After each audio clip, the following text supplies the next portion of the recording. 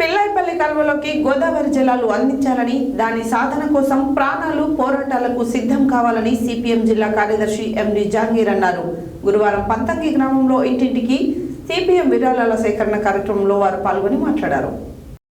గురువారం పంతంగి గ్రామంలో ఇంటింటికి సిపిఎం విరాళ సేకరణ కార్యక్రమంలో సిపిఎం జిల్లా కార్యదర్శి ఎండి జహంగీర్ పాల్గొని మాట్లాడుతూ, పోచంపల్లి చౌటుప్పల్ మండల ప్రాంత ప్రజలు మూసీ నీటితో వ్యవసాయం చేస్తున్నారు. మూసీ విషపు నీరు అని తెలిసిన గత్యంతరం లేక అవే నీటితో వ్యవసాయం, ఇతర పనులు చేసుకుంటున్నారని వారు అన్నారు. అదేవిధంగా మూసీ నీటితో పోచంపల్లి చౌటుప్పల్ ప్రాంత ప్రజలు సాగు చేస్తున్నారు. బస్వాపూర్ రిజర్వాయర్ లింకు కాలువ ద్వారా పిల్లాయిపల్లి కాలువలోకి గోదావరి జలాలను అందిస్తే ఈ ప్రాంత ప్రజలకు స్వచ్ఛమైన సాగునీరు అందుతుందని అన్నారు. చౌటుప్పల్ ప్రజలంతా ఒకవైపు పరిశ్రమ కాలుష్యంతో, మరోవైపు మూసీ కాలుష్యంతో కాలుష్య జీవితాలు గడుపుతున్నారని, మూసీ ప్రక్షాళనకు పాలకులు ఎలాంటి చర్యలు తీసుకోవడం లేదన్నారు.